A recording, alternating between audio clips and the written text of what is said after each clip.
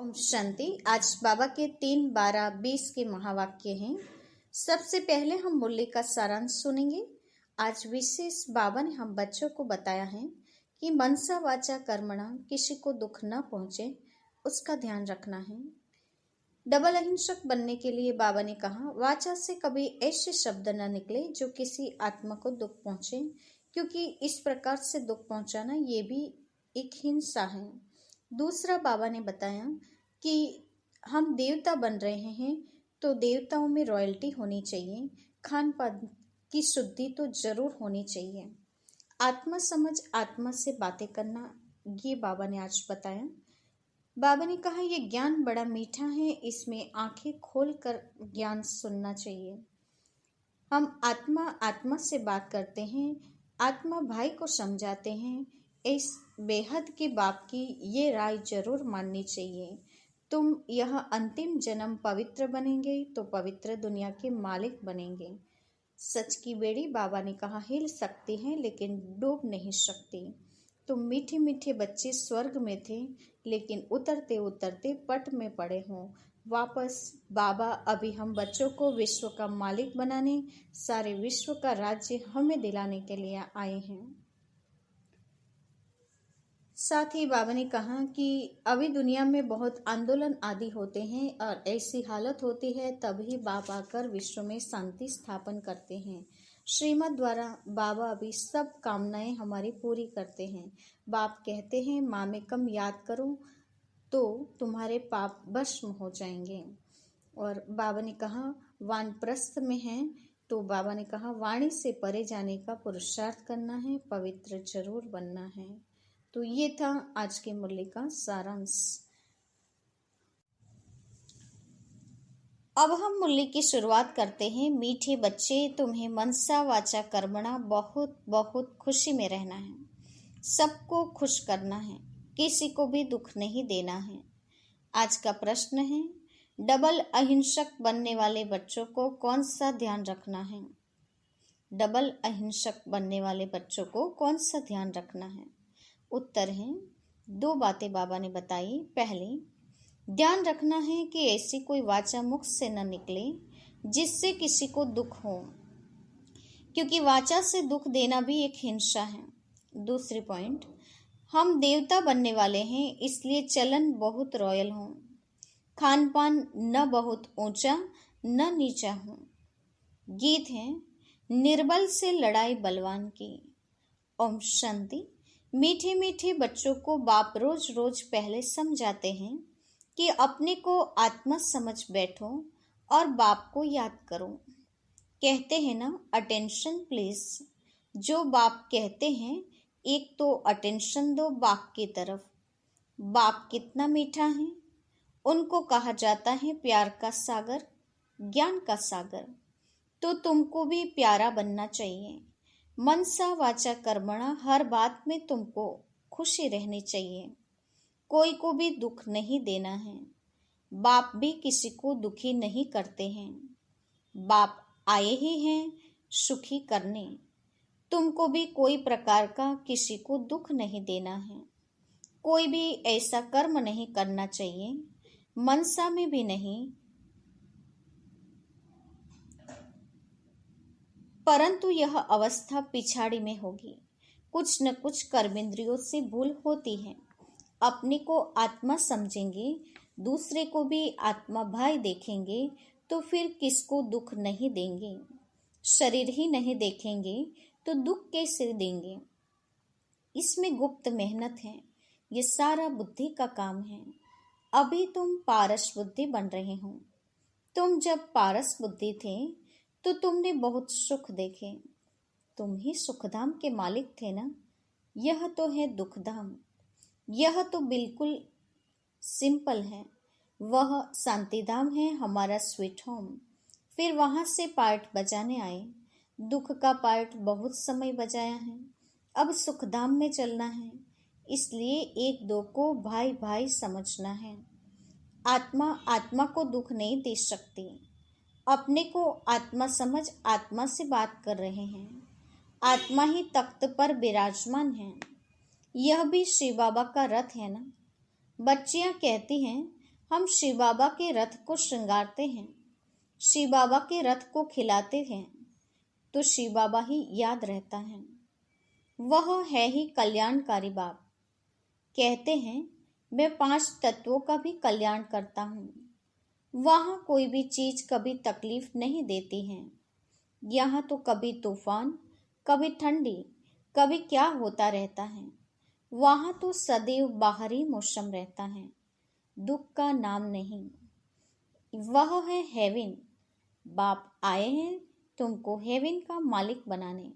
ऊंचते ऊंच भगवान हैं, ऊंचते ऊंच बाप, ऊंचते ऊंच सुप्रीम टीचर भी हैं, तो जरूर ऊंचते ऊंच ही बनाएंगे ना।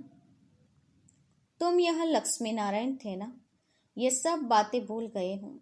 यह बाप ही बैठ समझाते हैं। ऋषियों मुनियों आदि से पूछते थे, आप रचयिता और रचना को जानते हो? तो नेति नेति कह देते थे। जबकि उनके पास ही ज्ञान नहीं था, तो फिर परंपरा कैसे चल सकता। बाप कहते हैं, ये ज्ञान मैं अभी ही देता हूँ।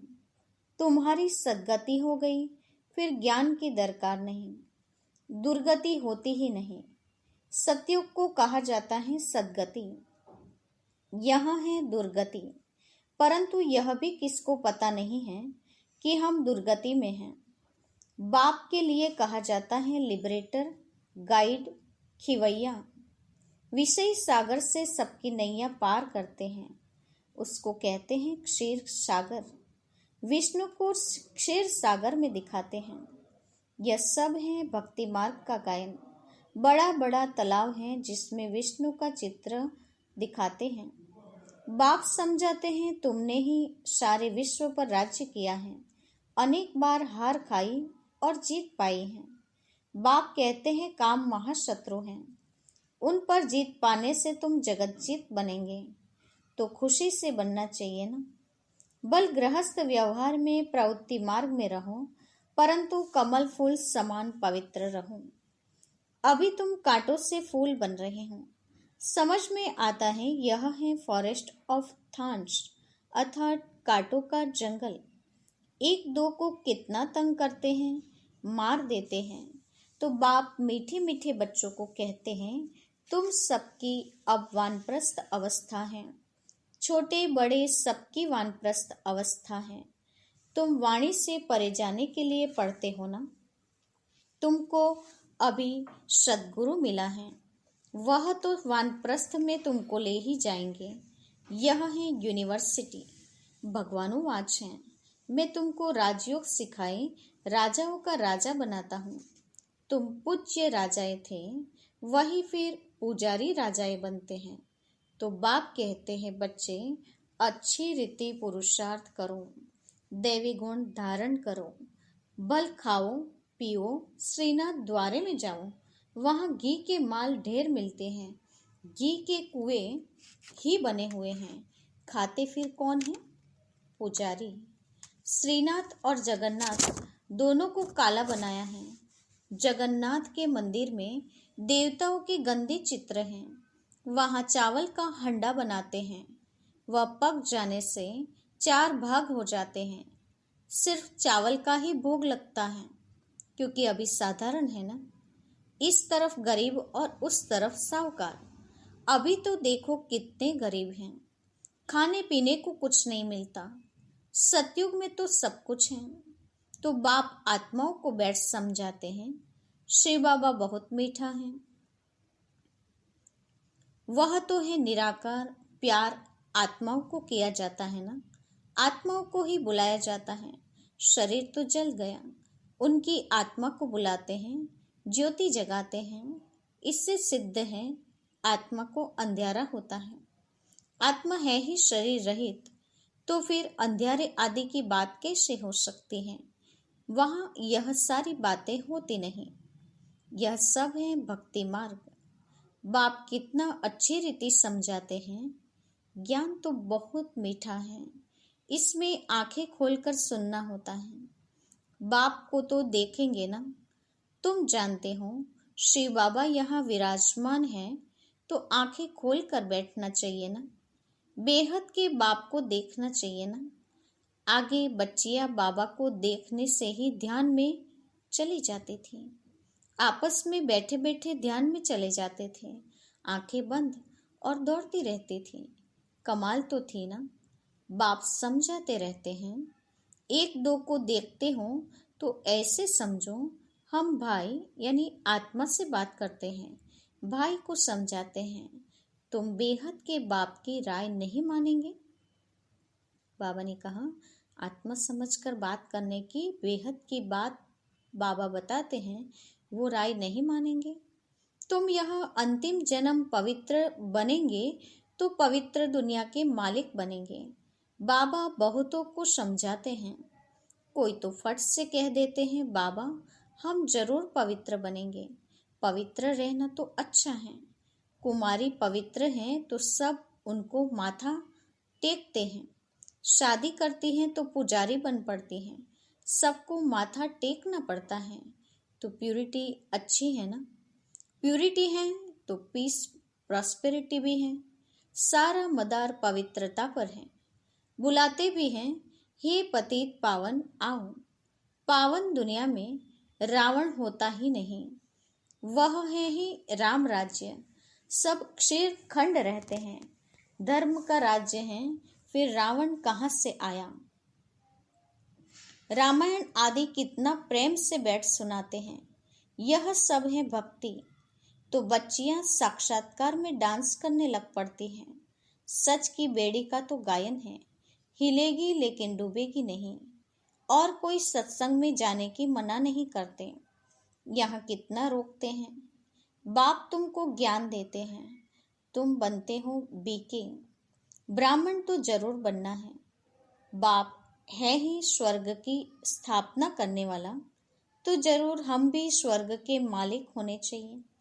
हम यहाँ नरक में क्यों पड़े हैं? अभी समझ में आता है कि आगे हम भी पुजारी थे, अभी फिर पूज्य बनते हैं 21 जन्मों के लिए। 63 जन्म पुजारी बने, अभी फिर हम पूज्य स्वर्ग के मालिक बनेंगे। यह है नर से नारायण बनने की नॉलेज। भगवान उवाच, मैं तुमको राजाओं का राजा बनाता हूँ। पतित राजाएं पावन राजाओं को नमन या वंदन करते हैं। हर एक महाराजा के महलों में मंदिर जरूर होगा, वह भी राधे कृष्ण या लक्ष्मी नारायण का या राम सीता का। आजकल तो गणेश हनुमान आदि के भी मंदिर बनाते रहते हैं। भक्ति मार्ग में कितनी अंधश्रद्धा है। अभी तुम समझते हो बरोबर हमने राजाई की, फिर वाम मार्ग में गिरते हैं। अब बात समझाते हैं, तुम्हारा यह अंतिम जन्म है। मीठे मीठे बच्चे, पहले तुम स्वर्ग में थे, फिर उतरते उतरते पट पर आकर पड़े हो। तुम कहेंगे हम बहुत ऊंच थे, फिर बाप हमको ऊंच चढ़ाते हैं। हम हर 5000 वर्ष बाद पढ़ते ही आते हैं। इसको कहा जाता है वर्ल्ड की हिस्ट्री ज्योग्राफी रिपीट। बाबा कहते हैं, मैं तुम बच्चों को विश्व का मालिक बनाता हूँ। सारे विश्व में तुम्हारा राज्य होगा। गीत में भी है ना, बाबा आप ऐसा राज्य देते हो जो कोई छीन न सके। अभी तो कितनी पार्टीशन है। पानी के ऊपर, जमीन के ऊपर झगड़ा चलता रहता है।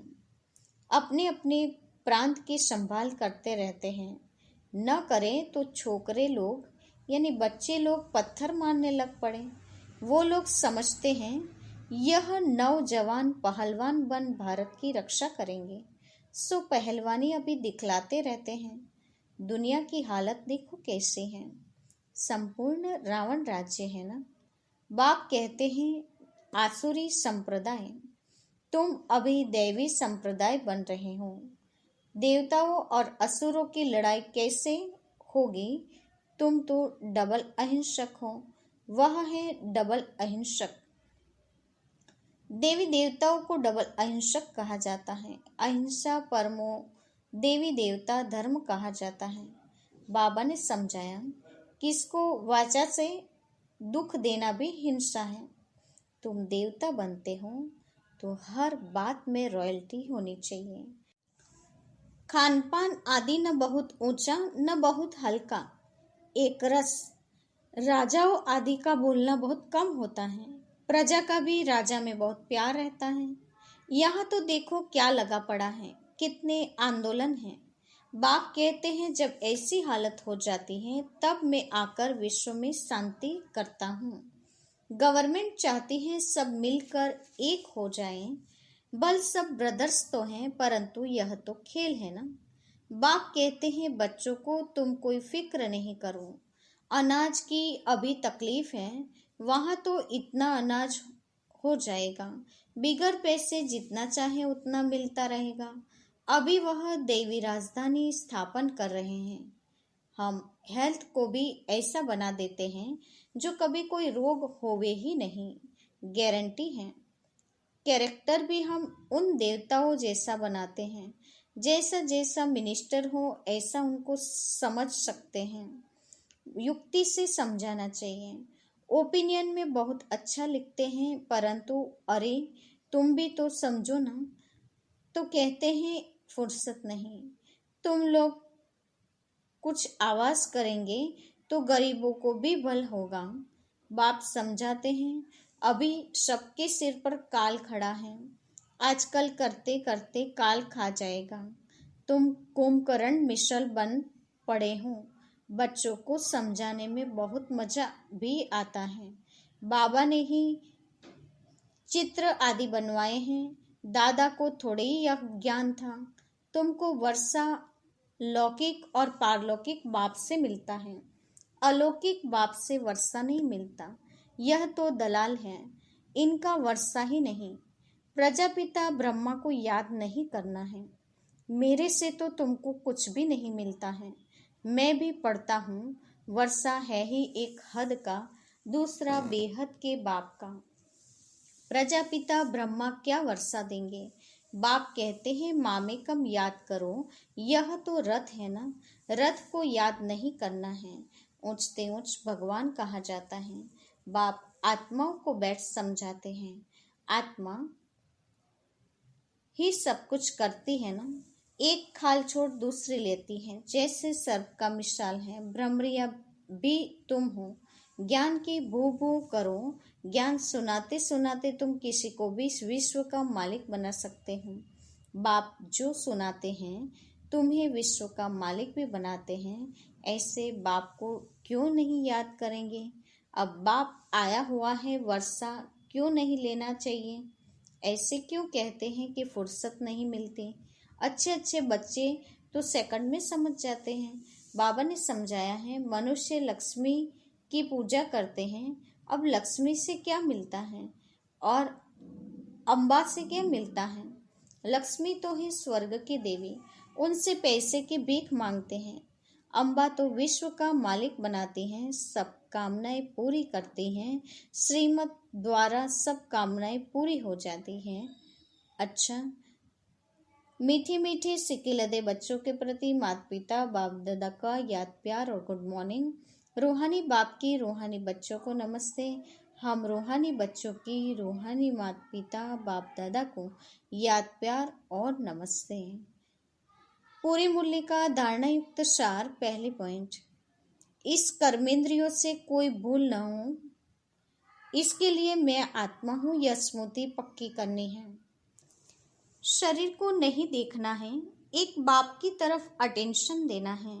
दूसरा, अभी वानप्रस्थ अवस्था है, इसलिए वाणी से परे जाने का पुरुषार्थ करना है। पवित्र जरूर बनना है, बुद्धि में रहें, सच की नैया हिलेगी, डूबेगी नहीं, इसलिए विघ्नों से घबराना नहीं है। वरदान है, अहम और वहम को समाप्त कर रहमदिल बनने वाले विश्व कल्याणकारी भव। वरदान का स्पष्टीकरण है, कैसी भी अवगुण वाली, कड़े संस्कार वाली, कम बुद्धि वाली, सदा ग्लानि करने वाली आत्मा हो, लेकिन जो रहमदिल विश्व कल्याणकारी बच्चे हैं वे सर्व आत्माओं के प्रति लोफुल के साथ लवफुल होंगे। कभी इस वहम में नहीं आएंगे कि यह तो कभी बदल ही नहीं सकते, यह तो है ही ऐसे, या यह कुछ कर नहीं सकते, मैं ही सब कुछ हूँ, यह कुछ नहीं है। इस प्रकार का अहम और वहम छोड़ कमजोरियों व बुराइयों को जानते हुए भी क्षमा करने वाले रहमदिल बच्चे ही विश्व कल्याण की सेवा में सफल होते हैं। तो बाबा ने कहा सारे अहम और वहम को मिटाकर विश्व कल्याणकारी बनना है, इसके लिए रहमदिल बनना है। आज का स्लोगन है, जहाँ ब्राह्मणों के तन मन धन का सहयोग है वहाँ सफलता साथ है। जहाँ ब्राह्मणों के तन मन धन का सहयोग है वहाँ सफलता सहज ही साथ होती है। साथ ही आज की मुख्य पॉइंट्स हैं। बाबा ने आज बताया है कि मनसा वाचा कर्मणा, किसी को दुख न पहुँचे उसका ख्याल रखना है, सदा खुश रहना है। डबल अहिंसक बनने के लिए बाबा ने 2 बातें बताई कि वाचा से यानी मुख से ऐसे शब्द न निकले जो किसी को दुख पहुँचे, क्योंकि वाचा से दुख पहुँचाना भी एक प्रकार की हिंसा है। देवता बनते हैं तो चलन बड़ी रॉयल होनी चाहिए, खान पान बहुत न ऊंचा न बहुत नीचा। साथ ही बाबा ने कहा कर्मेंद्रियों से कुछ न कुछ भूल जरूर हो जाती है, इसलिए कर्मेंद्रियों पर अटेंशन होना चाहिए, अपनी अवस्था का भी ध्यान रखना चाहिए, स्वयं को आत्मा समझ औरों को भी आत्मा रूप में देखने का अभ्यास होना चाहिए, तो भी कर्म से बचे रहेंगे। बाबा ने कहा ये पुरानी दुनिया कांटों का जंगल हो गई है, इसीलिए सब एक दूसरे को दुख दे रहे हैं। ये यूनिवर्सिटी है जिसमें तुम राजयोग पढ़कर राजयोग सीखकर पूज्य राजाएं थे, उसमें से पुजारी राजाएं बन गए, वापस पूज्य बन रहे हैं। साथ ही बाबा ने बताया है कि शरीर को नहीं देखना है, एक बाप की तरफ अटेंशन रखना है। सच की नैया हिलेगी डुलेगी लेकिन डूब नहीं सकती, इस बात पर विश्वास रखना है और विघ्न को क्रॉस करना है। अहम वहम को समाप्त करके रहमदिल बनेंगे तो विश्व कल्याण कर सकते हैं। और बाबा ने कहा जहाँ ब्राह्मणों का तन मन धन होगा वहाँ सफलता तो सदा साथ ही होगी। अच्छा, ओम शांति।